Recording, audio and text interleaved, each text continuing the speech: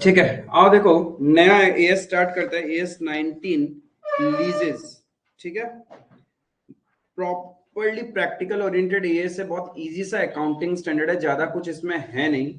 ठीक है, अब लीजेस, लीज का मतलब क्या होता है? नॉर्मली आपने देखा होगा कि लीज एग्रीमेंट्स बनते हैं कि हम लोग लीज पे चीज ले लेते हैं, रेंट पे चीज ले लेते हैं। लीज टर्म कभी सुना है कि क्या होता है? इन शॉर्ट रेंटल एग्रीमेंट को ही लीज एग्रीमेंट बोला जाता है। ठीक है, अब लीज एग्रीमेंट ज्यादातर ज्यादातर आप लोगों ने देखा होगा, जो लैंड होता है ना, लैंड के लिए आपने टर्म देखा होगा, लीज पे लिया हुआ है लैंड, कि सरकारी लैंड है, गवर्नमेंट लैंड है, उसको लीज पे ले लिया हमने, तो वो होता है लीज एग्रीमेंट। ठीक है, एएस 19 लीजेस जो है ना, बिजनेस के पॉइंट ऑफ व्यू से ये सिर्फ नॉर्मली कुछ एसेट्स को कवर्ड कर रहा है और कुछ एसेट्स को कवर्ड नहीं कर रहा है। जैसे आपने लीज एग्रीमेंट सुना लैंड के लिए, अब लैंड पे जो लीज एग्रीमेंट है उसको एएस 19 कवर नहीं होता। लीज इन सिंपली एक मालिक होगा जो क्या करता है, अपनी उस एसेट को भाड़े पे दे देगा किसी और को, किराएदार को, और वो किराएदार क्या करेगा, उसका भाड़ा पे करेगा, रेंट पे करेगा। उसी एग्रीमेंट को हम लीज एग्रीमेंट बोलते हैं। बट एक होता है रेंटल एग्रीमेंट और एक होता है लीज एग्रीमेंट। ठीक है, रेंटल एग्रीमेंट का जो बड़ा कैलकुलेशन बोल दो या फिर बड़ा फॉर्म जो है, that is a lease agreement. Rental agreement आज की डेट में इंडिया में 11 मंथ्स का होता है। ठीक है, और normal rental agreement is for 11 months, but lease agreement उससे ज्यादा पीरियड के लिए बनता है। ठीक है, इफ स्मॉल पीरियड्स के लिए बनाना है तो हम लोग रेंटल एग्रीमेंट बनाते हैं। एंड ज्यादातर रेंटल एग्रीमेंट हम लोग कमर्शियल प्रॉपर्टी या फिर रेसिडेंशियल प्रॉपर्टी को जब यूज करते हैं तब उसके लिए रेंटल एग्रीमेंट बनता है। लेकिन जब आप एसेट्स को यूज कर रहे हैं, that is plant and machinery वगैरह भाड़े पे ले रहे हैं, तो वो क्या करते हैं, हम लोग नॉर्मली रेंट पे नहीं लेते, मतलब छोटे पीरियड के लिए नहीं लेते, थोड़ा लंबे समय के लिए लेते हैं, उसको हम लोग बोलते हैं लीज एग्रीमेंट। एक कंस्ट्रक्शन कंपनी है, उसको सपोज डिगिंग करने के लिए क्रेन चाहिए या फिर और कुछ सामान के लिए उसको एक क्रेन चाहिए। अब क्रेन वो खरीदना प्रेफरेबल नहीं समझता, राइट? वहां पे ऑलरेडी एक कंपनी है जिसके पास बहुत सारे क्रेन बाय करके रखे हैं, वो क्या करती है, लोगों को रेंट पे देती है। अब ये जो क्रेन हम भाड़े पे ले रहे हैं, it may be for a period of 2 years, 3 years और 4 years depending upon your project. ठीक है, सामने वाला आपको भाड़े पे दे देगा, उसी को अपन बोलते हैं लीज एग्रीमेंट। यानी basically there will always be two parties in a lease agreement. एक होगा मालिक, असली मालिक, जो एसेट रेंट पे दे रहा है, एक वो होगा जो रेंट पे ले रहा है, राइट? जो असली ओनर है, जो रेंट पे दे रहा है, उसको अपन बोलते हैं लेसी। वेर इज जो लेंट सॉरी उसको हम बोलते हैं लेसर, और जो रेंट पे ले रहा है उसको हम बोलते हैं लेसी।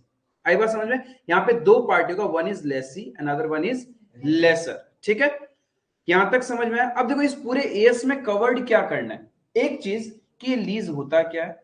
ठीक है, क्या ये एग्रीमेंट कभी कैंसिल हो सकता है क्या? इफ यस, देन किन किन सर्कमस्टेंसेस में?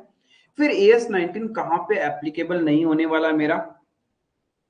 फिर कितना तरह का लीज है? माई दो तरह का लीज आएगा, एक ऑपरेटिंग लीज और एक फाइनेंस लीज। अब ऑपरेटिंग लीज क्या होता है, फाइनेंस लीज क्या होता है, कैसे आइडेंटिफाई करें कि लीज मेरा ऑपरेटिंग है या फिर फाइनेंसिंग है? ये सब करने के बाद हमें अकाउंटिंग करना है।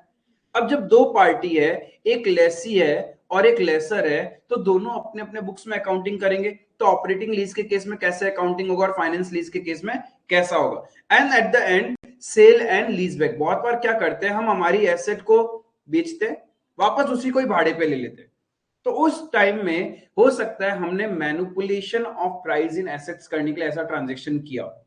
तो एएस 19 आपको समझाएगा, इफ आपने सेल एंड लीज बैक किया है तब फिर आपको किस तरीके से अकाउंटिंग करना है। And the last portion is disclosure, जो हर एक एएस में होता है कि आपको बुक्स ऑफ अकाउंट्स में लास्ट में क्या क्या डिस्क्लोज करना है।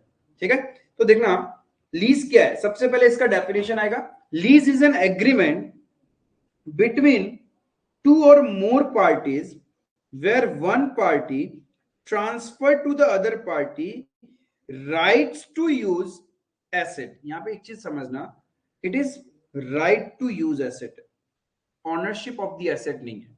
क्या ट्रांसफर किया है? Right to use. ठीक है, आप उस एसेट को यूज कर सकते हो, बेसिकली आप उसके मालिक नहीं बने हो, for a specified period against consideration. मतलब कुछ समय के लिए, माइट भी 2 साल 3 साल 4 साल के लिए आपको राइट दे दिया कि आप इस एसेट को यूज करो, बदले में आपसे क्या लिया जाएगा, रेंट, उसको हम बोलते हैं लीज रेंट। आई बात समझ, अगेंस्ट कंसिडरेशन। अब कुछ जगह ये एएस 19 नहीं एप्लीकेबल होगा। बेसिकली नॉन रीजनरेटिव रिसोर्सेज, जो हमने एएस 26 इंटेंजिबल एसेट्स में भी देखा था कि वहां पे भी नहीं एप्लीकेबल हो रहा था। नॉन रीजनरेटिव रिसोर्सेज का मतलब natural resources, natural resources oil extraction वगैरह जब आप करते हो उसका जो राइट्स होता है उसके ऊपर तुम्हारा, क्योंकि वो क्या होता है बहुत समय लंबे पीरियड के लिए आपको मिलता है, गवर्नमेंट आपको वो जगह अलॉट कर देती है।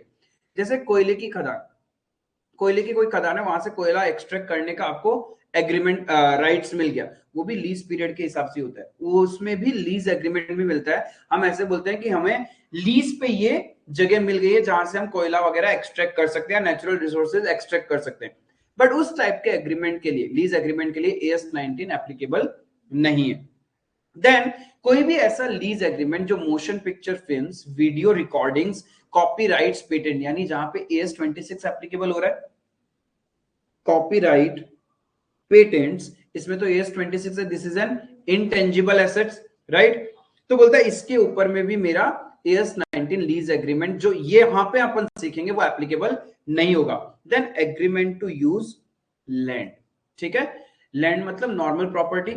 नॉर्मल लैंड के लिए आपने क्या किया, सपोज एक गवर्नमेंट लैंड है, गवर्नमेंट से हमने बोला कि हम यहाँ पे स्कूल खोलना चाहते हैं, will you support in your area, तो गवर्नमेंट बोलता है अच्छा ठीक है, हमारे पास ये प्रॉपर्टी है, ये लैंड है, ये हम आपको लीज पे दे दें। गवर्नमेंट कभी भी सेल नहीं करती है, ठीक है। जैसे कि आजकल नया नया आपने देखा है कि अपने नॉर्थ ईस्ट में इंडस्ट्रियलाइजेशन को बढ़ाने के लिए गवर्नमेंट क्या करेगी, अपनी ही प्रॉपर्टी सस्ते रेट में लीज पे देगी, बेचेगी नहीं, राइट। कभी भी गवर्नमेंट अपनी प्रॉपर्टी सेल आउट नहीं करती है, वो लीज पे देती है।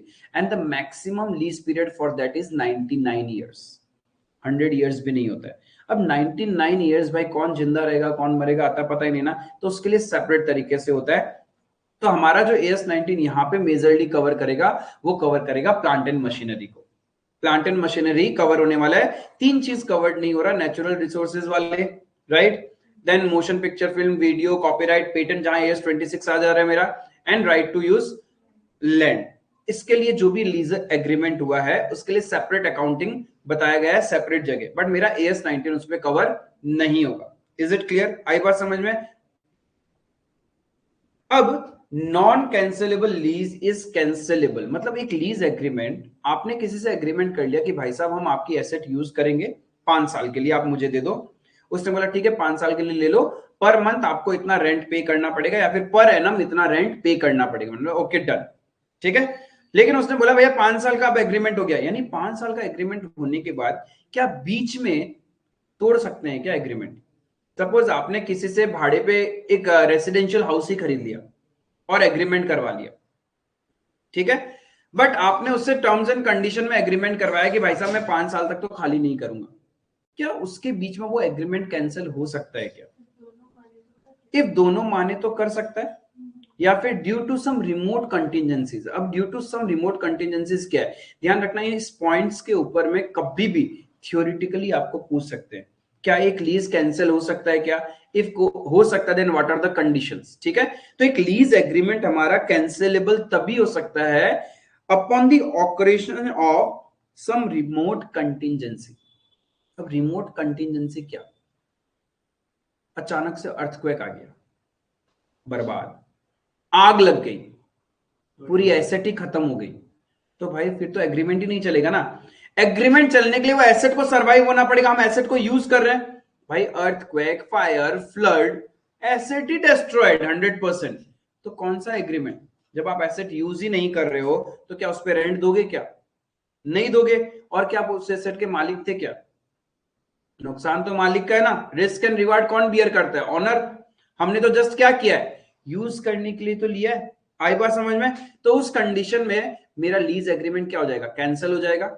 सेकंड है with the permission of lessor, भाई लेसर ने परमिशन दे दिया तो कहानी वहीं पे खत्म, जिसने मुझे भाड़े पे दिया था अब वो एग्री हो गया, अच्छा ठीक है भैया आपको नहीं चाहिए, नहीं यूज करना, हम लोग आज से ही एग्रीमेंट खत्म कर रहे हैं, तो कहानी वहीं खत्म। If the lessee enters into a new lease agreement for the same asset और equivalent asset with the same lessor. मतलब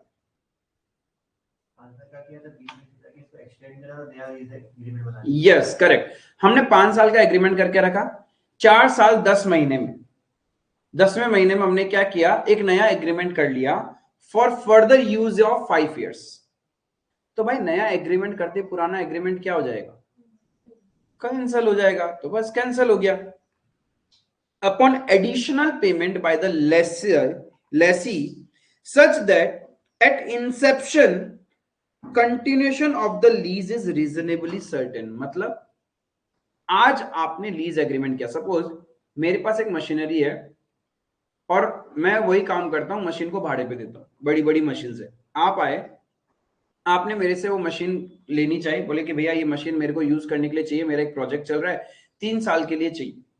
मैंने बोला ओके, तो आज एग्रीमेंट कर रहे हैं हम 3 साल का, प्लस आपने क्या बोला कि भैया ये एक्स्ट्रा 50,000 रुपए रखो, ठीक है, एक्स्ट्रा 50,000 रुपए रखो, 3 साल के बाद आप फिर से नया एग्रीमेंट हमारे नाम पे ही बना देना, राइट। यानी upon additional payment by the lessee at the Inception, Inception मतलब जिस दिन लीज एग्रीमेंट स्टार्ट हो रहा है, कि आप फिर से क्या करोगे, 3 साल खत्म होने के बाद आपको ही यूज करने के लिए दिया जाएगा, आप फिर से नया एग्रीमेंट करके उसको यूज कर लोगे, उस कंडीशन में लीज कैंसिलेबल माना जाएगा। Upon additional payment by the Lesi such that at Inception continuous of the lease is reasonably certain, कि आप लीज को क्या करोगे, कंटिन्यू करोगे, 3 साल के बाद भी आप ही लेने वाले हो, उस कंडीशन में लीज का कैंसलेशन हो सकता है, कैंसिल करके हम नया पीरियड के लिए लीज एग्रीमेंट बना लेंगे। आई बात समझ में। तो टोटल ये 4 कंडीशंस आपको ध्यान में रखना है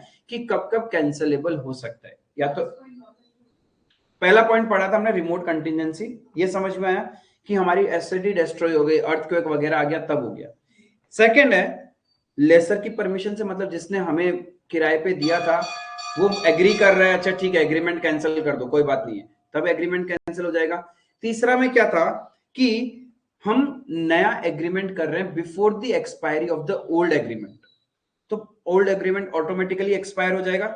लास्ट है हमने कुछ एक्स्ट्रा पेमेंट दे रखा था जिस दिन लीज एग्रीमेंट स्टार्ट हुआ था, कि फ्यूचर में हम एक्स्ट्रा पीरियड के लिए यूज करेंगे एंड वो रीजनेबली सर्टेन है कि हम यूज करेंगे ही, उस कंडीशन में उस एक्स्ट्रा पेमेंट की वजह से वो लीज आप आगे चल के कैंसिल करवा सकते हैं, ठीक है। Upon additional payment by the lessee at inception continuation of the lease is reasonably certain, ऐसा लगता है कि आप बाद में और एक पीरियड के लिए लीज को यूज करोगे तो वो कैंसिलेबल लीज माना जाता है, मतलब आप फ्यूचर में उसको कैंसिल करवा सकते हैं, अदरवाइज कैंसिल होता ही नहीं है, जितना पीरियड है उतना पीरियड के लिए लीज एग्रीमेंट चलेगा ही। क्लियर है। 2 पार्टी रहेगा मेरे पास लीज में, एक लेसर और एक लेसी। लेसर बोले तो जो रेंट पे दे रहा है, जो भाड़े पे दे रहा है एसेट को, और लेसी जो ले रहा है, राइट। अब जो दे रहा है, अब जो दे रहा है वो मालिक है एसेट का, और जो ले रहा है वो तो जस्ट ऐसे यूज कर रहा है ना। तो जो दे रहा है भाड़े पे वो रिटर्न में क्या मांगेगा, पैसा, उसको हम बोलते हैं लीज पेमेंट। उस रेंट को हम क्या बोलते हैं, लीज पेमेंट, मतलब जितना ड्यूरेशन के लिए लीज है उसके लिए वो पैसा मांगेगा, लीज पेमेंट मांगेगा। अब होता क्या है, suppose I am the legal owner of the asset, मैंने आपको यूज करने दे दी, आपने क्या बोला, आप मालिक हो, क्या आप एक ऑनर एसेट को यूज करोगे क्या। मालिक जो होता है ना एसेट को बड़े प्यार से रखता है, कुछ भी हो गया वो एसेट को ऐसा हो गया, ठीक से चलना चाहिए वो, लेकिन यदि आप ऑनर नहीं हो, चलाते रहो, क्या फर्क पड़ेगा, कोई फर्क नहीं पड़ता, जैसे तैसे चलाना है चलाओ, कोई फर्क नहीं पड़ता है। तो उस कंडीशन से क्या होता है पता है, रेजिडुअल वैल्यू गिर जाता है। रेजिडुअल वैल्यू का मतलब after a certain period of time जो वैल्यू उस एसेट को बेच के मिल सकता है, राइट। तो मालिक को पता है भाई जिसको मैं भाड़े पे दे रहा हूं ना, ये कभी मेरी तरह इस एसेट को नहीं सोचेगा, क्योंकि इसका पैसा लगा ही नहीं है, आज मैंने पूरा पैसा लगा के इस एसेट को खरीदा है और मैंने आपको यूज करने दिया, आप तो अपने हिसाब से यूज करोगे, प्यार से नहीं रखोगे उसको। तो वो आपसे क्या करता है कि जितना रेजिडुअल वैल्यू उसको एक्सपेक्टेड है, सपोज आपने 5 इयर्स के लिए मेरे से एग्रीमेंट कर लिया कि भैया 5 साल के लिए मैं आपकी मशीन यूज करूंगा, आज मैंने मशीन खरीदी 50 लाख में, ठीक है, मैंने मशीन खरीदी 50 लाख में, 5 साल के लिए मैंने आपको यूज करने के लिए दे दिया, और हर साल मैं आपसे 2 लाख रुपए करके रेंट लूंगा, ठीक है। तो 5 साल में मैं आपसे 10 लाख रुपए रेंट वसूल लूंगा, लेकिन भाई 50 लाख रुपए तो मेरे लगे ना। जब आप उस एसेट को यूज कर रहे होंगे तो आप क्या सोचोगे, अरे भाड़ा तो दे रहे ना, जैसे यूज करना है वैसे यूज करो, राइट, जैसे यूज करना है वैसे यूज करो। तो यानी 5 साल के बाद उसका जो रेजिडुअल वैल्यू है मेरे हिसाब से कुछ और होना चाहिए। इफ मैं ही यूज कर रहा होता तो हाई रेजिडुअल वैल्यू होता, सिंस आप यूज कर रहे हो तो उसका रेजिडुअल वैल्यू क्या हो जाएगा, गिर जाएगा। तो बोलता है किराएदार लोग होते हैं ना, कभी भी एसेट को ढंग से नहीं रखते। आपने देखा जब कोई रेंटेड रेसिडेंशियल प्रॉपर्टी में आप शिफ्ट होते हैं या रेंट पे लेते हैं कोई घर, तो उसका जो लैंडलॉर्ड होता है ना, वो पहले आपको इंस्पेक्शन करवाता है, भैया देख लीजिए मेरा इस प्रीमाइसेस में एक भी दीवार में कोई होल नहीं है, कहीं से भी कलर खराब नहीं है, कुछ भी टूटा फूटा नहीं है। कल को जब आप छोड़ के जाएगा, इफ कुछ भी टूट फूट किया आपने, कुछ भी ज्यादा आपने कर दिया या कलर का डैमेज वेमेज हुआ, तो आप रिपेयर करके जाओगे, राइट, आपसे वो एश्योरेंस पहले ही ले लेता है। Is it clear? सिमिलरली यहां पे क्या होगा, जो ये मालिक है, लेसर है, ये क्या करेगा, भाई साहब आप लीज पेमेंट दे रहे हो, very good, but I know what will be the residual value after certain period of time. मेरे को उसका भी कुछ पोर्शन कमिटमेंट चाहिए कि आप उतना पैसा भी मुझे दोगे, क्योंकि मुझे लग रहा है कि 5 साल के बाद इसका रेजिडुअल वैल्यू 20 लाख रुपए होना ही चाहिए। उसका कुछ पोर्शन आपसे आज ही गारंटेड में ले लेगा राइटिंग में कि भैया आप इतना पैसा कम से कम मुझे रेजिडुअल वैल्यू का भी देना पड़ेगा। रेजिडुअल वैल्यू बोले तो scrap value, right, x amount of scrap value भी आपको देना पड़ेगा eight the end of lease agreement. यानी जो लेसर है वो आपसे दो चीज मांग रहा है। क्या मांग रहा है? एक तो हर साल का lease rent, it may be yearly, it may be monthly, it may be quarterly, it may be half yearly, ठीक है, एक वो तो मांग ही रहा है, प्लस वो आपसे क्या मांगता है,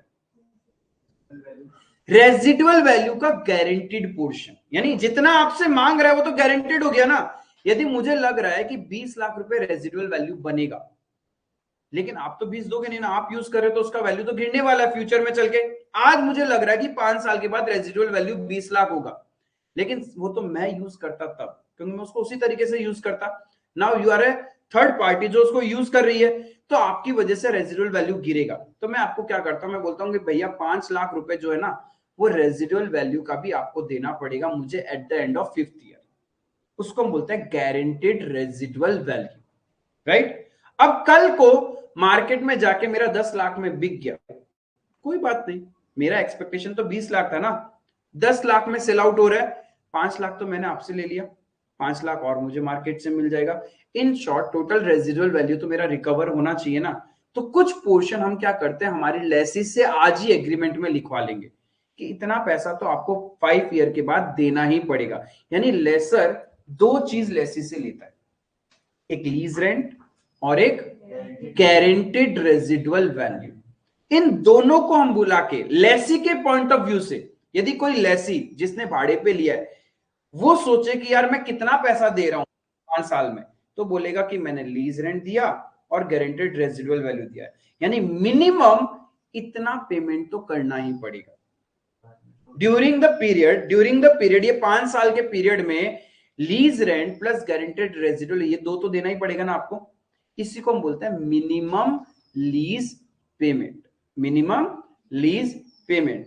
और भी बहुत कुछ हो सकता है जो रिम्बर्सिबल होता है, लेकिन वो मिनिमम लीज पेमेंट में नहीं आएगा, जैसे टैक्सेस वगैरह, लाइसेंस रिन्यूअल। यदि कोई एसेट के लिए आपको लाइसेंस भी लेना पड़ता है, तो उस लाइसेंस का रिन्यूअल फीस वगैरह कौन बियर करेगा, वो सब एक्सक्लूशन में आएगा। Is it clear? आई बात समझ में? तो पार्टीज टू द लीज समझ में आया, एक लेसर होगा और एक लेसी होगा। लेसर बोले तो जो actual owner of the asset जो भाड़े पे दे रहा है, और लेसी बोले तो जो भाड़े पे ले रहा है, ठीक है। एमएलपी क्लियर है, मिनिमम लीज पेमेंट, ठीक है। मिनिमम लीज पेमेंट यानी लेसी बोलता है मैं पूरे लीज पीरियड में, लीज टर्म में क्या पेमेंट कर रहा हूं, एक तो हर महीना या हर साल का lease rent, plus lease agreement जब खत्म होगा तो एक रेजिडुअल वैल्यू का पोर्शन भी मुझे आज ही लैंड लीगल ऑनर ने मांग लिया है, तो वो जो गारंटेड रेजिडुअल वैल्यू है वो भी हमें देना पड़ता है। तो इन शॉर्ट आप ये दो अमाउंट पे करते हो, lease rent and GRV, guaranteed residual value. यही लेसी के पॉइंट ऑफ व्यू से क्या है, मिनिमम लीज पेमेंट। लेकिन उसमें ये सब नहीं काउंट करते हम, contingent rent, cost for services, taxes to be paid by and reimburse to the lessor. कल को लेसर ने बोला कि भाई साहब देखिए, जैसे आपने हर चीज का एक लाइसेंसिंग होता है, हर एक एसेट का अपना एक जैसे पॉल्यूशन, आज के बाइक्स यूज करते हैं, आपको बाइक्स का पॉल्यूशन करवाना पड़ता है, ठीक है, पॉल्यूशन सर्टिफिकेट लेना पड़ता है। समझ लो आपने किसी से किसी की कार लीज पे ली है, रेंट कैब जैसे होता है ना, जैसे आई एम द ऑनर, मैंने गाड़ी खरीद रखी है, अब आपको अर्निंग करना है, कुछ पैसा कमाना है, नौकरी टाइप का वैसा कुछ चाहिए, तो आजकल देखते हैं ओला उबर, ठीक है। तो मैंने क्या क्या गाड़ी खरीदी, वो गाड़ी मैंने आपको भाड़े पे दे दी, तुम्हारा पैसा तो नहीं लग रहा, गाड़ी मैंने अपने पैसे से खरीदी, तुम इस गाड़ी को चलाओ, जो भी पैसा कमाओगे वो तुम्हारा है। अब तुम दो तरीके से चला सकते हैं, या तो एक ओला उबर के अंदर चला लो, या फिर हम क्या करते हैं, टूर्स एंड ट्रेवल्स के हिसाब से चला लें, ठीक है। तुम क्या करते हो, टूरिस्ट लोग को घुमाते हो, गुवाहाटी से शिलोंग, अरुणाचल, ये सब घुमा के अपनी गाड़ी लेके आते हो, राइट। तो यहां पे पैसा मैंने लगाया, गाड़ी का मालिक मैं, और मैंने आपको दे दिया। अब टाइम टू टाइम पॉल्यूशन और इंश्योरेंस करवाना होता है, राइट। अब इंश्योरेंस का खर्चा चलो मैं बियर कर लूं, लेकिन पॉल्यूशन का खर्चा मैंने बोला कि तुम ही बियर करोगे, जब तुम ही चला रहे हो तो तुम ही बियर करो पॉल्यूशन का एक्सपेंस। तो वो मैं क्या कर रहा हूं, एक्स्ट्रा से अलग से ले रहा हूं। और ऐसा भी हो सकता है कि भैया तुम बोलोगे कि पोल्यूशन वगैरह का खर्चा कौन बियर करेगा, मैंने बोला कि एक बार तुम दे देना, बाद में मैं तुम्हें दे दूंगा। दोनों वे पॉसिबल है। इफ मैं आपसे चार्ज कर रहा हूं कोई भी एक्स्ट्रा टैक्सेस वगैरह जो होता है, तो उसका बियर भी कौन करेगा, वो आपको ही बियर करना है, वो एक्सक्लूजन में आ जाएगा। जैसे टोल टैक्स वगैरह इज रीजन एक्स्ट्रा टैक्स, जो ड्राइव करेगा भाई, तुम गाड़ी चला रहे हो, तुम देखो ये सब, इसका बियर मैं क्यों करूंगा, बट सिंस लीगल ऑनर मैं हूं, बार बार ब्लिंक तो वो मेरे ही करेगा ना, गाड़ी नंबर वगैरह तो मेरा ही है, तो मेरा ही तो सारा का सारा क्रीडेंशियल्स में आएगा। तो उसी तरीके से ध्यान रखना कि बहुत सारा अलग अलग रेंट, कंटिजेंट रेंट। अब ये कंटिजेंट रेंट क्या होता है, व्हाट इज कंटिजेंट रेंट। आज एग्रीमेंट किया कि हर साल या हर महीना इतना करके पे करना है, समय के साथ महंगाई वगैरह सब कुछ बढ़ गई, क्लॉज डाल दिया, तो वो भी तो बदल सकता है ना, कंटिजेंट है। मैंने एश्योरेंस नहीं बोला, मैंने बोला कल को हो सकता है कि आपको इतना एक्स्ट्रा पैसा और देना पड़े, that is a contingent rate. Cost for services, car का सर्विसिंग वगैरह करवाने का खर्चा, वो आप बियर कर रहे हो, ठीक है। टैक्सेस टू बी पेड, जैसे पॉल्यूशन वगैरह हो गया, and reimburse to the lessor, यदि लेसर कर रहा है तो उसको आप पे करोगे। समझ लो मेरे ही अकाउंट से वो एसेट लिंक्ड है, तो मेरा ही अकाउंट से पॉल्यूशन कट रहा है, मेरा ही अकाउंट से इंश्योरेंस का पैसा कट रहा है, लेकिन मैंने बोला कि ये मैं नहीं बियर करूंगा, ये आपको ही पे करना पड़ेगा। तो it's an extra amount which you are paying to me other than your lease rent and guaranteed residual value. तो anything other than lease rent and guaranteed residual value pay to the lessor does not comes under minimum lease payment. MLP में अपन उन सबको count नहीं करते। यहां तक clear है, कोई दिक्कत। लेसी, लेसी कौन हो गया, जिसने भाड़े पे लिया है। अब वो उसके पॉइंट ऑफ व्यू से मिनिमम लीज पेमेंट क्या होता है, लीज रेंट प्लस उसने जितना गारंटी दिया है कि हाँ ठीक है रेजिडुअल वैल्यू का इतना पैसा तो मैं आपको दे दूंगा, ये दो ही जाएगा। अब लेसर के पॉइंट ऑफ व्यू से मिनिमम लीज पेमेंट क्या मिलता है, एक तो लीज रेंट मिल रहा है प्लस रेजिडुअल वैल्यू। अब रेजिडुअल वैल्यू में दो पार्ट है, one is guaranteed, another one is unguaranteed. Guaranteed कौन सा हो गया, जो लेसी ने आज ही वादा कर दिया मुझे इतना पैसा तो वो देगा ही, और बाकी जो मुझे बाहर वालों से मिलेगा उसको हम बोलते हैं अनगारंटेड रेजिडुअल वैल्यू। तो लेसर के पॉइंट ऑफ व्यू से एक एसेट के बदले में उसको क्या मिल रहा है, एक तो रेंट प्लस उसका स्क्रैप वैल्यू। अब स्क्रैप वैल्यू में दो चीजें, one is guaranteed, another one is unguaranteed. Is it clear, यहां तक समझ में आया। लेसी का पॉइंट ऑफ व्यू और लेसर का पॉइंट ऑफ व्यू समझ में आया क्या, कि लेसी क्या पे करता है और लेसर को क्या रिसीव हो रहा है। सपोज मैंने एक मशीनरी परचेज करी 10 लाख की, ठीक है, तो जब मैंने मशीनरी खरीदी तो मैं अपने बुक्स में क्या एंट्री करूंगा? मशीनरी टू बैंक 10 लाख, ठीक है। वो मशीनरी मैंने 2 साल के लिए आपको लीज पे दे दी, 2 साल के लिए लीज पे दे दी, और हर साल मैं आपसे 1 लाख रुपए का रेंट चार्ज करूंगा या 1,20,000 रुपीज का रेंट चार्ज करूंगा। तो जब मैं आपसे रेंट लूंगा तो क्या एंट्री होगा? Bank account debit to lease rent, वो रेंट मेरे लिए इनकम होगा, राइट। आप रेंट पे कर रहे हो तो आपके लिए एंट्री क्या होगा? Lease rent to bank, simplified, ठीक है। ये होता है सिंपलेस्ट ऑफ द तरीका, इसी को हम बोलते हैं ऑपरेटिंग लीज, ठीक है। अब समझना, अब डेप्रिसिएशन 10 लाख वाली एसेट पे डेप्रिसिएशन कौन क्लेम करेगा? मैं अपने बुक्स में ईयर एंड में डेप्रिसिएशन क्लेम कर लूंगा, ठीक है, ये बात तो ठीक है। अब सपोज ये जो 10 लाख की एसेट है, प्लांट एंड मशीनरी जो मैंने आज खरीदी है, उसकी लाइफ है 10 साल, उसकी लाइफ है 10 साल। मैंने क्या किया, आपको लीज पे दे दिया for a period of 8 years, for a period of 8 years, 8 साल तक उस एसेट को आप ही यूज कर रहे हो, क्लियर है। तो अब एक बात बताओ, मालिक कौन? मालिक मैं हूं सिर्फ दिखाने के लिए, because majority of life of the asset किसने यूज किया? लेसी ने यूज किया, तो मैं मालिक का ही का हूं। यानी लेसी कर कह रहा है, इन शॉर्ट आपके बिहाफ में फाइनेंस कर रहा है। मैंने क्या किया, आज अपना पैसा लगा के एसेट खरीद दिया, और वो एसेट मैंने आपको दे दिया 8 साल के लिए, और मैं 8 साल तक आपसे रेंट लिए जा रहा हूं, राइट। तो इन शॉर्ट मैक्सिमम लाइफ आप यूज कर रहे हो, तो उसका मालिक हुआ कौन? सिर्फ एंट्री दिखाने के लिए ऑन पेपर मालिक में हूं, but as per the usability who is the owner of that asset? आप ही हो रहे हो। समझ में आया? उसी को हम बोलते हैं फाइनेंस लीज। मैंने क्या किया, आपके लिए फाइनेंस कर दिया।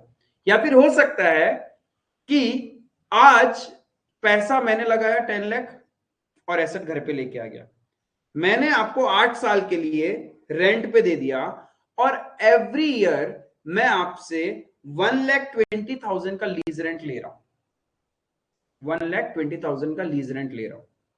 तो इन शॉर्ट 8 साल में मैंने आपसे कितना रुपए ले लिया? हर साल यदि मैं आपसे 1,20,000 का रेंट लूंगा तो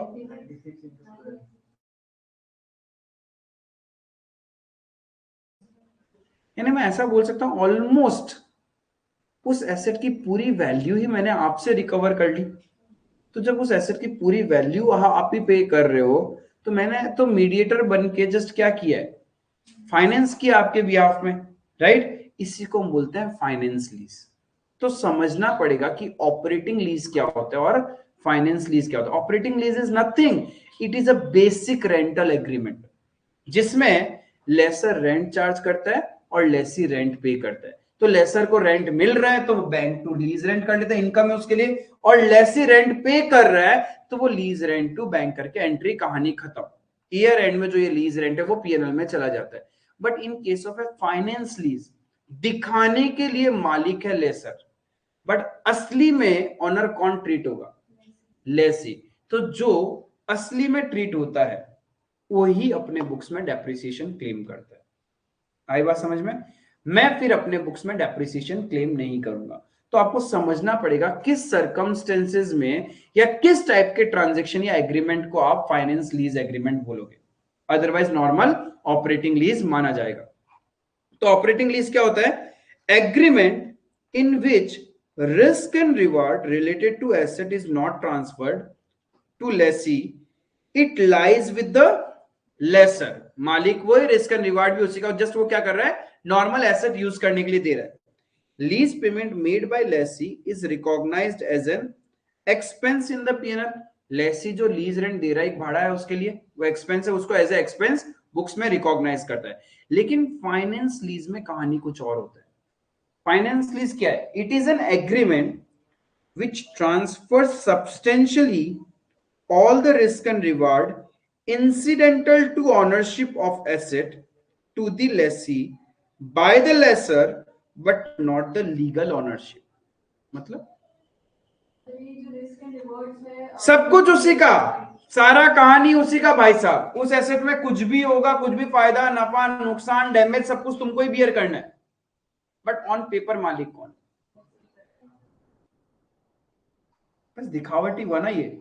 तो मालिक जो है भाई वही सारा रिस्क रिवार्ड बियर करता है ना।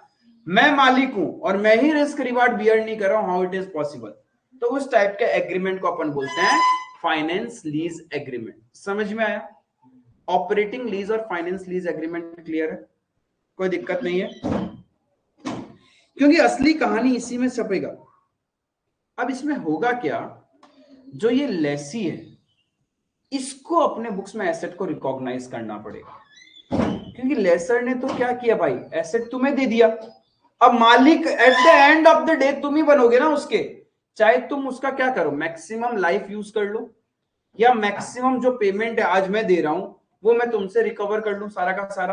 तो इन शॉर्ट मालिक तो तुम ही बन रहे हो उस एसेट के। तो यानी मैं तो क्या कर रहा हूं, मैंने नाम के लिए आज तुमसे, मैंने मार्केट में गया, पैसा लगाया और एसेट खरीद लिया, अपने बुक्स में एंट्री किया fix assets account debit to cash back, ठीक है। अब मैंने तुमको उसको फाइनेंस लीज पे दे दिया।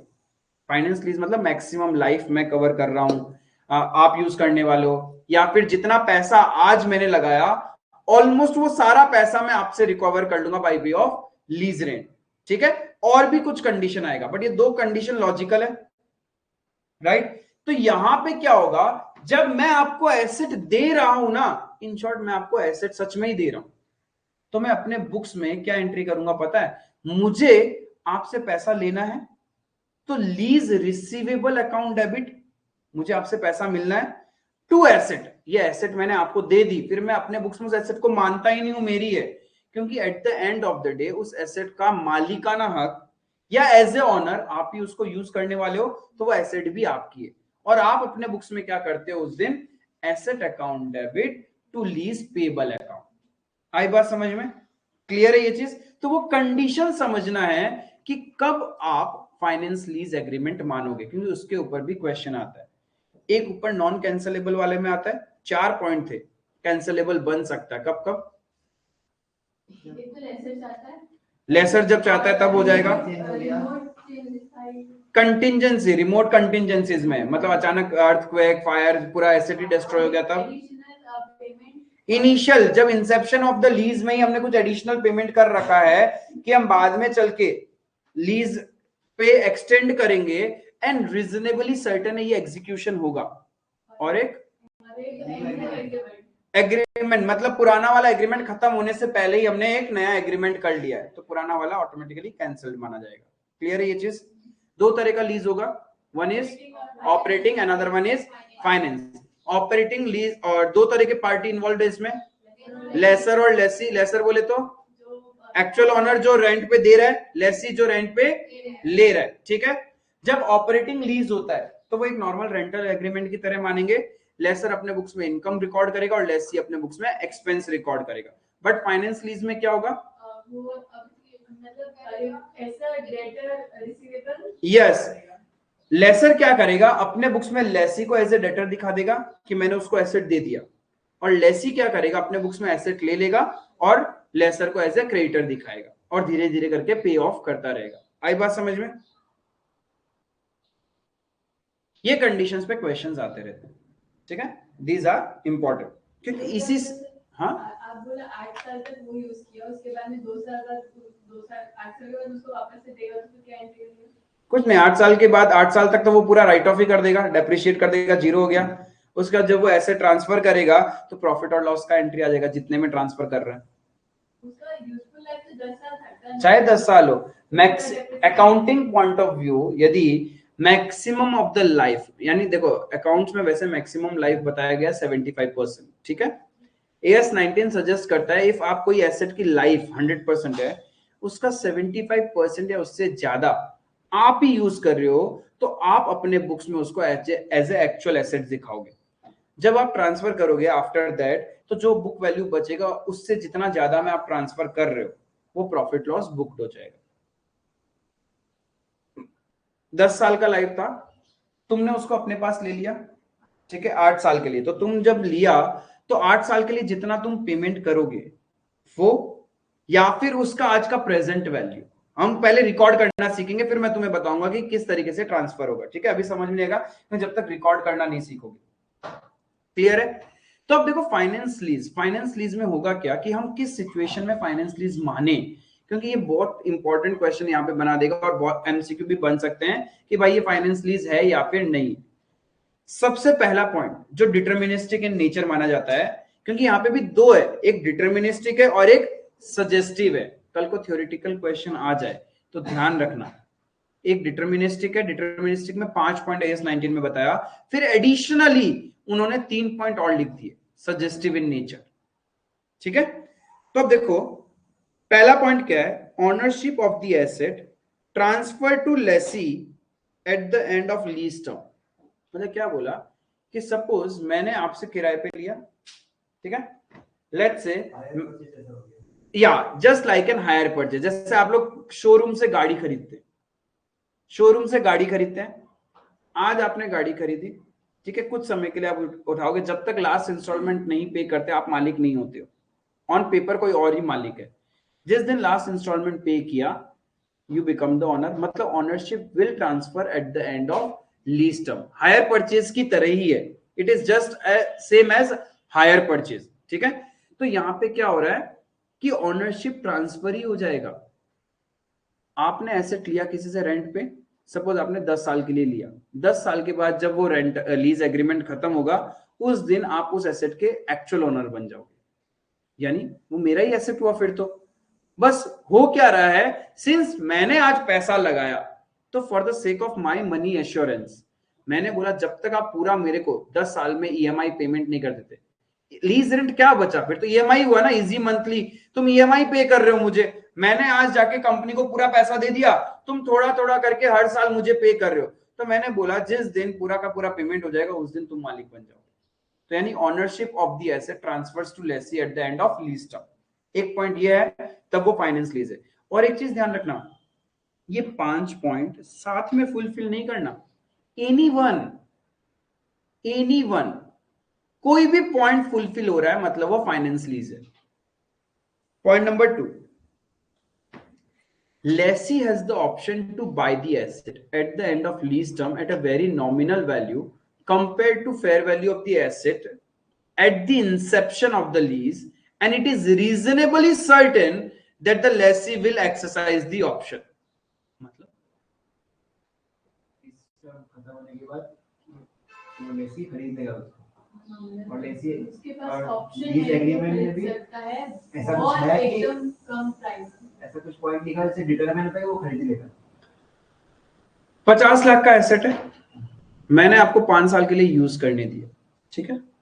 5 साल के बाद let's say suppose the fair value comes to 30 lakh, fair value comes to 30 lakh, hypothetically 30 lakh, और मैं बोल रहा हूं जा 10 लाख में तुझे दिया, मतलब at a very lower value than the market value. भाई मार्केट में 30 लाख में बिक जाएगा मेरा एसेट, लेकिन मैं आपको कितने में दे रहा हूं, 10 लाख में ही दे रहा हूं। And it is assured, reasonably certain कि तुम ये ऑप्शन एक्सरसाइज करोगे। उस कंडीशन में क्या होगा कि उस लीज एग्रीमेंट को अपन फाइनेंस लीज एग्रीमेंट समझ के अकाउंटिंग करेंगे। समझ में आया? एट द इंसेप्शन मतलब at the start of the lease मैंने आपको ऑप्शन दिया कि जिस दिन लीज पीरियड खत्म होगा, लीज एग्रीमेंट खत्म होगा, उस दिन मैं आपको ये एसेट बेच दूंगा at a value which will be much lower than the market value, market rate से बहुत कम सस्ते भाव में मैं आपको दे दूंगा। And it is reasonably certain कि लेसी क्या करेगा, खरीदेगा भी, एक्सरसाइज दी ऑप्शन। उस कंडीशन में आज ही हम उस लीज एग्रीमेंट को कैसे दिखाएंगे अपने बुक्स में, एज ए फाइनेंस लीज दिखाएंगे। आई बात समझ में? Point number 3, lease term covers major part of the economic life of asset. Major part generally बोले तो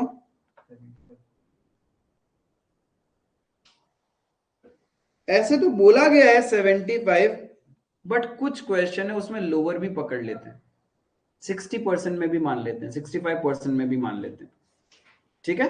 बट डिपेंड करता है situation to situation, asset to asset. नहीं, कुछ बताएगा नहीं, अपने को ही समझना पड़ेगा। 65, 70, 75, 80% मतलब जहां मेजर पार्ट कवर हो रहा है वो तुम हाइपोथेटिकली उसको फाइनेंस लीज की तरह मान सकते हो। क्वेश्चन ऐसा कोई नेचर ऑफ द एसेट्स पे डिपेंड करता है। आई बात समझ में? जैसे मोबाइल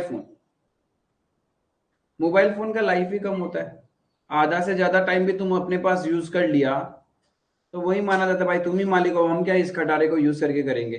तो डिपेंड करता है नेचर ऑफ द एसेट्स के ऊपर। आई बात समझ में? जनरली सजेस्टिव है कि 75% को आप बेंचमार्क मान के चलना। इफ आप कोई भी एसेट की जितनी भी इकोनॉमिक लाइफ है उसका 75% आप यूज कर रहे हो तो आप ही उसके मालिक हो। उसी तरीके से आपको अपनी बुक्स में अकाउंटिंग करना पड़ेगा। क्लियर है ये चीज? Fourth point, at the inception of the lease, present value of minimum lease payment covers substantially all the fair value of asset। मतलब लास्ट पेमेंट रहेगा उसमें आपका रेसिडुअल वैल्यू पे अभी आ जाएगा। क्या बोल रहे हो है भाया? मतलब लास्ट में जो फेयर वैल्यू रहेगा ना इसे खत्म होने के बाद में। क्या बोलते रहते हो?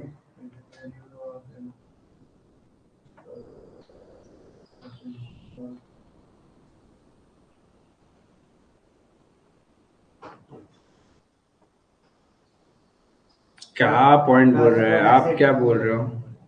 एसेट का फेयर वैल्यू 1 लाख है और एमएलपी आपका 80,000 है, तो वही सब्सटेंशियली ऑलमोस्ट सब कुछ कवर हो गया। वही हाँ कुछ है लेकिन प्रॉपर वे में नहीं बता। वहां लिखा क्या है पता है? That your present value of MLP covers what? Substantially all the fair value of asset. Fair value का मतलब आज मैं मार्केट में जाऊं उसको खरीदने के लिए तो मेरा पॉकेट से कितना पैसा लगता है? सपोज 10 लाख रुपए लगता है, ठीक है? मैंने खरीदा, मैंने उसको आप पे भाड़े पे दे दिया, आपने मेरे से भाड़े पे लिया ईयर 1 2 3 4 5, ठीक है? और हर साल मैं आपसे लीज रेंट लूंगा, हर साल मैं आपसे लीज रेंट लेने वाला हूं। लेट्स से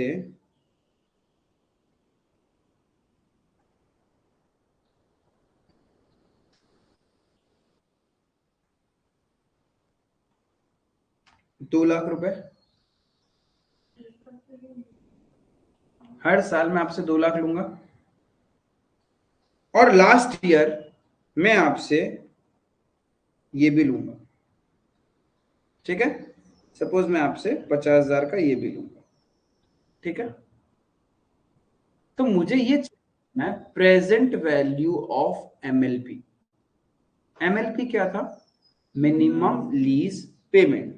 मतलब lessee over the lease period total जितना पैसा देगा उसी को हम बोलते हैं लेसी। दो चीज देता है, एक लीज रेंट देता है और आखिरी साल के एंड में गारंटेड रेजिडुअल वैल्यू देता है।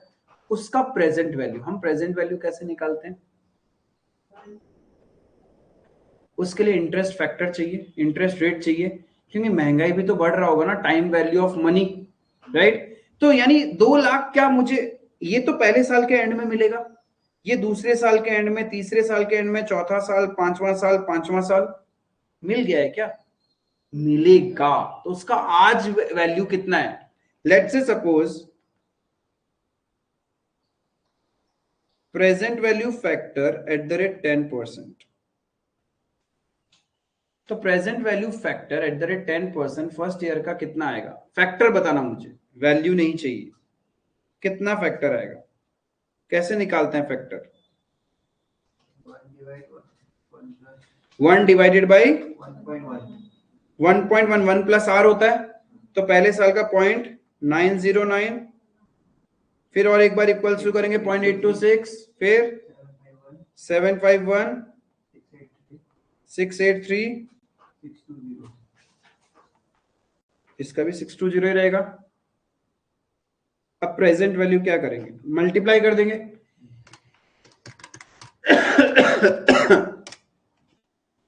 181, 800,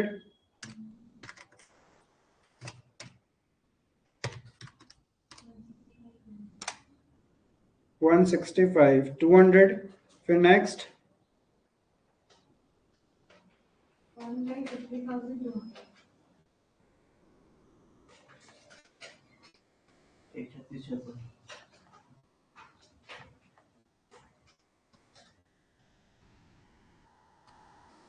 124 124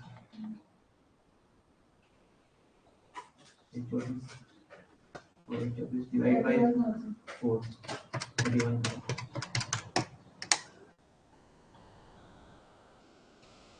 टोटल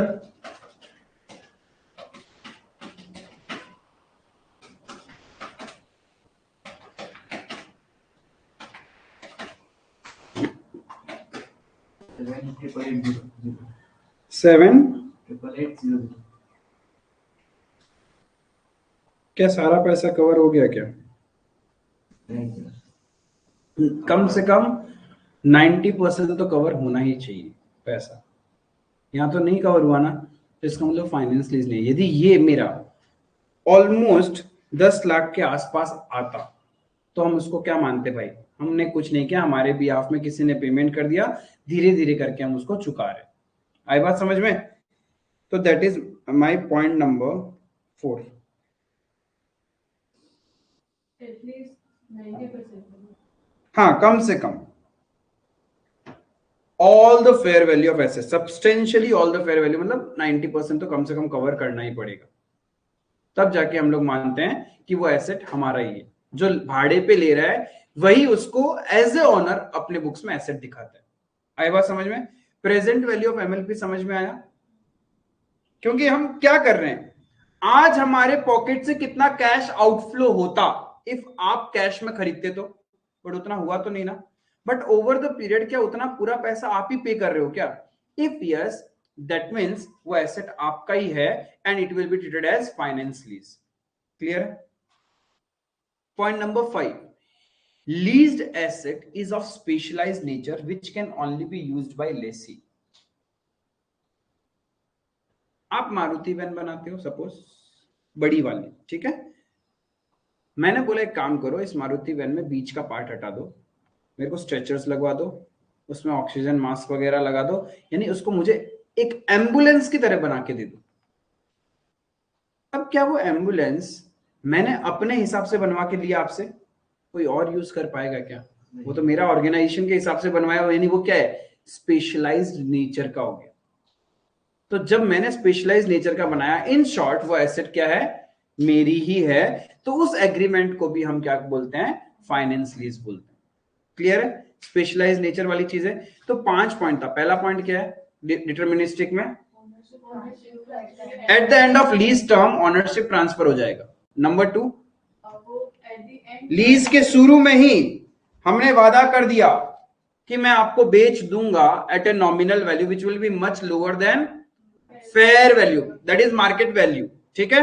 एंड रीजनेबली सर्टेन है that lessee will exercise the option, तब उस एग्रीमेंट को अपन फाइनेंस लीज बोलते हैं।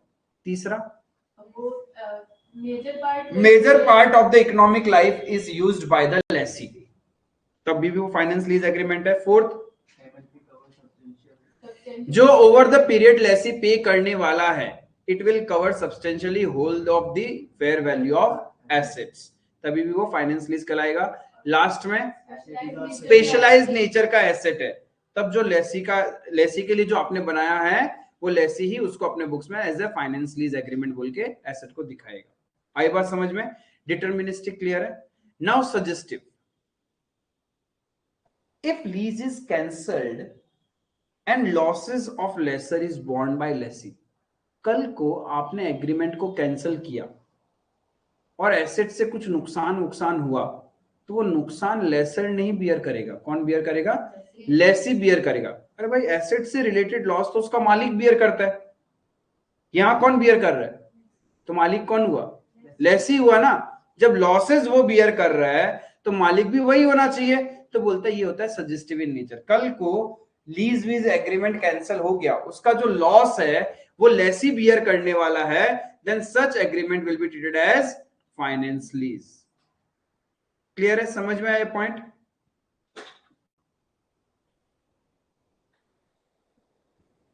उसके बाद में गेन और लॉस फ्रॉम फ्लक्चुएशन, मतलब मार्केट प्राइस में ऊपर नीचे हो रहा है एसेट्स का वैल्यू, और उसका गेन और लॉस भी कौन बियर कर रहा है? लेसी बियर कर रहा है। तो भाई गेन और लॉस कौन बियर करता है? एसेट का मालिक। तो आप कहना क्या चाहते हो? वही मालिक है। हाँ जी, वही मालिक है। अकाउंट्स के पॉइंट ऑफ व्यू से आप उसी को मालिक दिखाओगे और उसी हिसाब से आप उसकी अकाउंटिंग करोगे। क्लियर है? And the last point, lessee can continue leased asset for secondary period at a rental which much lower than the market value. यानी एक पीरियड के लिए मैंने भाड़े पे ले लिया, अगली बार भी मैं ही लूंगा, मार्केट में वही चीज सपोज 10,000 पर मंथ का रेंट पे है, लेकिन आपको मिल रहा है 2,000 रुपए per month, much lower than the market rent, और आप ही उसको बार बार यूज कर रहे हो। That means you are the actual owner of that asset, और आप अपने बुक में उसको फाइनेंस लीज की तरह ट्रीट करोगे। मतलब ये जो टोटल में 8 पॉइंट है, इसमें से कोई भी फुलफिल कर लेगा? यस, 8 पॉइंट में कोई भी पॉइंट फुलफिल कर लिया तो उसको हम फाइनेंस लीज एग्रीमेंट बोलेंगे, जिसमें से 5 डिटर्मिनिस्टिक है और 3 सजेस्टिव है। सजेस्ट किया गया है एक्स्ट्रा पॉइंट्स को, कि आप इन पॉइंट्स को भी देख सकते हो। यदि आपको डिटर्मिनिस्टिक पॉइंट डिफाइन नहीं कर पा रहे हैं तो आप ये 3 पॉइंट को चेक कर लो। इफ ये 3 पॉइंट के अंदर में भी फॉल किया, then such agreement will be termed as finance lease agreement. Clear है ये चीज? यहां तक किसी को भी डाउट है क्या? लीज में 2 लोग होंगे, कौन कौन होगा? लेसर और लेसी। ठीक है, लेसी जो पे करता है लेसर को, उसको हम क्या बोलते हैं? Minimum lease payment. उसमें 2 इंग्रेडिएंट है, एक लीज रेंट, दूसरा guaranteed residual value. Is it clear? Lessor को उस एसेट से रिलेटेड क्या क्या मिलता है? लीज रेंट, मतलब लेसर को 2 चीज मिलता है, एक एमएलपी और एक अनगारंटेड रेजिडुअल वैल्यू। क्योंकि एमएलपी में क्या आ गया? Lease rent and guaranteed residual value, और जो अनगारंटेड पोर्शन है वो उसको मिलेगा, किसी और से मिलेगा, राइट? तो लेसर को 2 चीज मिलता है, एक एमएलपी और एक UGRV. Is it clear? Lease agreement कितने तरीके का हो सकता है? 2 तरह का, operating lease and finance lease. यहां तक क्लियर है? क्या लीज कैंसिलेबल है क्या? Under 4 condition. Number 1, remote contingency, example asset destroy हो गया, अर्थक्वेक वगैरह आ गया उसकी वजह से। ठीक है, यस, इफ लेसर अडॉप्ट कर लिया, ठीक है भाई, कैंसिल कर दो, मालिक खुद मानने को तैयार है तो चलेगा। ठीक है, new agreement before the end of the previous agreement. यदि हमने नया एग्रीमेंट बना लिया उस एसेट से रिलेटेड और पुराना अभी तक एक्सपायरी नहीं हुआ, तो इट इज अज्यूम कि पुराना कैंसल्ड है।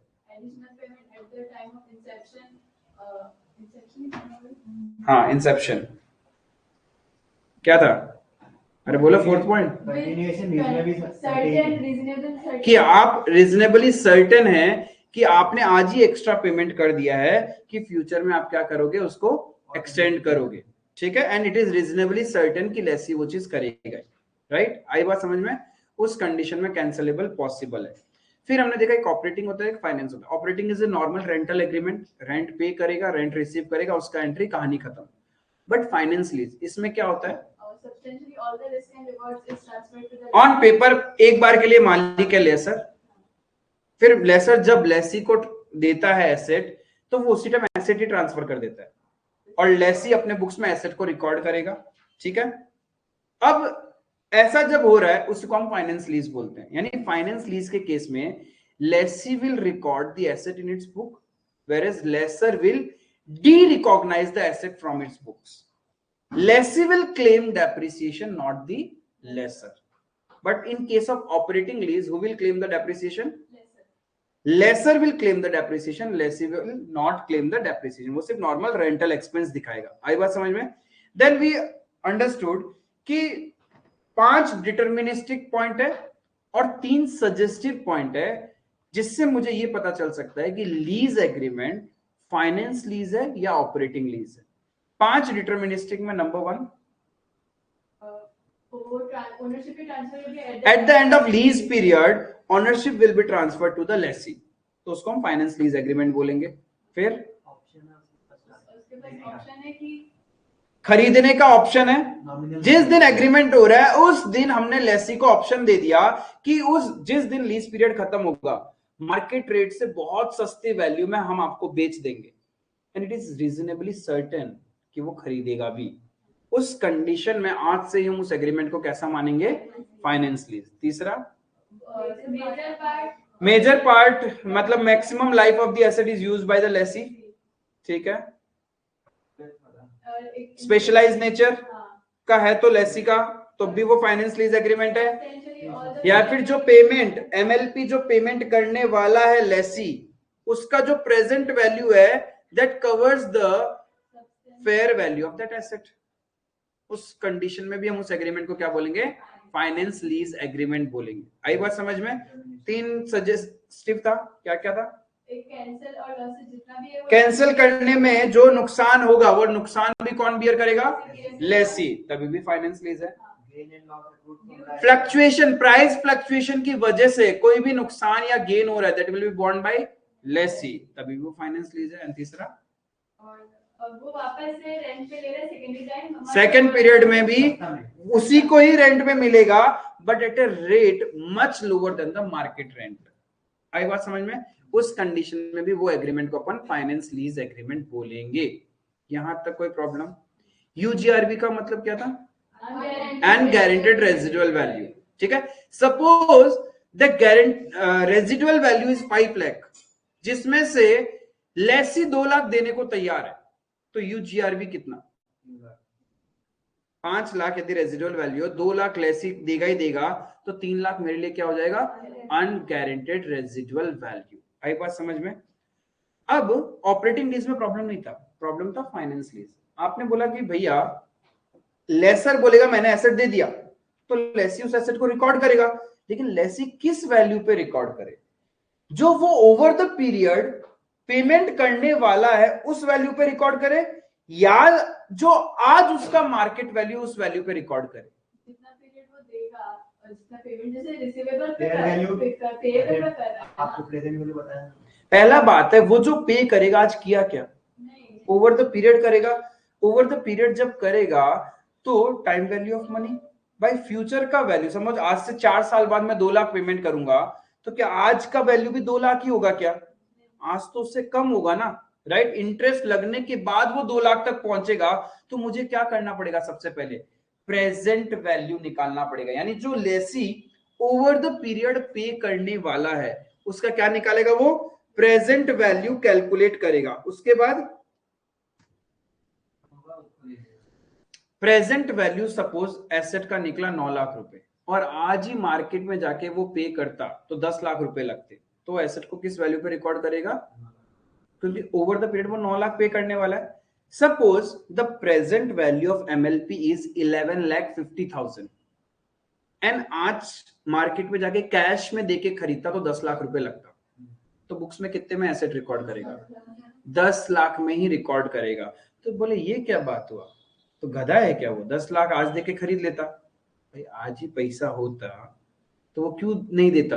रेंट पे लेता ही। और भाई फाइनेंस करवाने से ब्याज तो लगेगा ना, तो वो 1,50,000 जो है ना वो उसके लिए इंटरेस्ट एक्सपेंस है। अरे समझ लो, आप लोग बहुत सारा चीज ईएमआई पे लेते हो ना। हम मोबाइल तो चलो आजकल 0% ईएमआई पे आने लग गया। सपोज आपको एक कार लेना है, ठीक है, 20 लाख का गाड़ी आपको लेना है। आप क्या करते हो पता है? कुछ पेमेंट आज ही करते हो। वो जो कुछ पेमेंट आज कर रहे हो उसको हम क्या बोलते हैं? Down payment, right? Down payment आज दे दिया। 20 लाख का गाड़ी लेना, आपने 5 लाख रुपए तो आज ही पे कर दिया, वो तो टेंशन नहीं है। बाकी जो 15 लाख बच गया उसके लिए आप क्या करवाते हो? फाइनेंस करवाते हो। वो that is a finance lease. Finance करवाया तो आपने सपोज 10 साल का फाइनेंस करवा लिया। 10 साल का फाइनेंस करवाया ना, उनमें इतना बड़ा करवाते नहीं है, 5 साल का ही करवाते हैं। चलो 10 साल का फाइनेंस करवाया फॉर 15 लाख, 10 लाख का 10 इयर्स का फाइनेंस करवाया तो 10 साल में आपसे 15 लाख ही पे करते हो क्या? यानी लगभग आप पे कर रहे होंगे 18 लाख 19 लाख के आसपास। इंटरेस्ट लग के उतना बन जाएगा 18-19 लाख। तो वो जो 2 लाख या 3 लाख रुपए जो आप एक्स्ट्रा पे कर रहे हो वो आपके लिए क्या है? It is an interest expense. समझ में आया? तो अपने को ये समझना रहेगा कि फाइनेंस लीज में जब लेसी अपने बुक्स में एसेट को रिकॉर्ड करता है तो वो किस वैल्यू पे रिकॉर्ड करेगा, आज का वैल्यू या फिर ओवर द पीरियड वो जो पे करने वाला है उसका present value, which ever is lower. Is it clear? तो वो निकालना सीखेंगे अपन। देन यूजीआरवी क्लियर था।